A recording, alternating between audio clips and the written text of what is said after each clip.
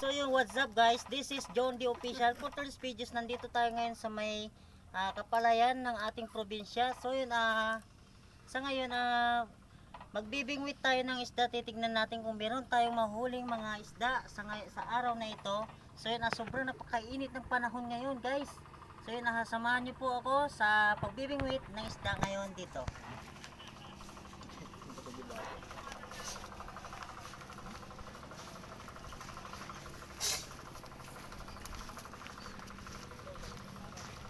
So yun guys, ito nga pala ang ating mga kasamahan. So yun, meron tayo nahuling isda na isa. Nakaisa na po tayo nahuli. So yun, kasama ko nga pala ang aking kapatid, ang minamahal kong kuya, si Cornelio Paringit.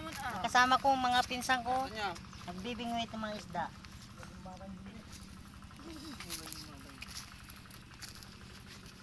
Pisnit nga eh.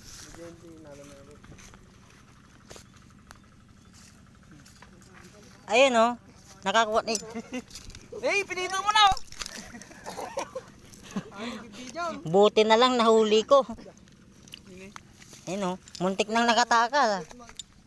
Muntik lang nakataka. Hindi. Ikaw magkano ah? Ha? Ni? Ngani. Maglangit na pag napertakitip nagtiliw kon. Alis mo kami ng alis si Marvin Saman. Ngalis sa kita yun, damang mga dikayan yung makar.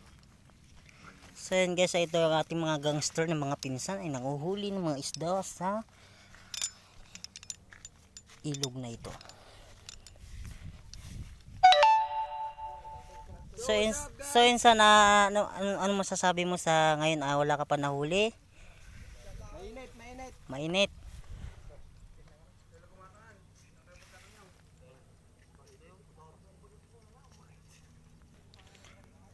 Tsaka yung mga guys, no, itong mapapansin nyo, napakalawak ng mga palayan dito, no? So yun, dito kami ngayon sa may bakuran lang ng mga bahay-bahay. Nagbibingwit kami ng mga isda para may pang ulam tayo. Yeah. Pare, ano masasabi mo dahil wala ka pa nahuli?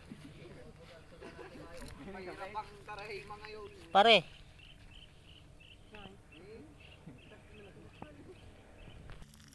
So yun mga idol, abangan natin, meron ng isda na kumakain ng ating panamit.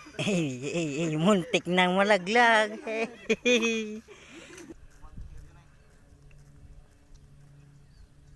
Sa ngayon, nagpapatuloy pa rin kami sa aming pagbibingwit ng isda para mayroon kami pang ulam mamayang tanghali. So yun, sa ngayon ay isa pa lang yung nakukuha naming isda sa ilog na ito. Kasama natin ang ating mga pinsan. Ayan. Ito nga palang aming sinakyan para pumunta dito sa ilog na ito para mamingwit ng isda. Yehey! Ito yung tambayan namin ng aming kabataan. Nung kami ay bata pa, dito kami tatambay sa waiting shed na yan. Paring Marvin, anong masasabi mo dahil wala ka pa nakuhuling isda?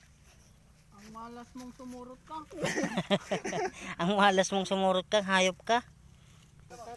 Walda, George. So yun, nakahuli na naman kami ng isda. Hito. Napakagaling talaga ng aking pinsan na ito, Lodi. Ayun oh, hito. Kaso maliit. Adi nilupot na pala ni Bersosa. Ayun oh. Abay, di mo gusto ya. Sigaw ka.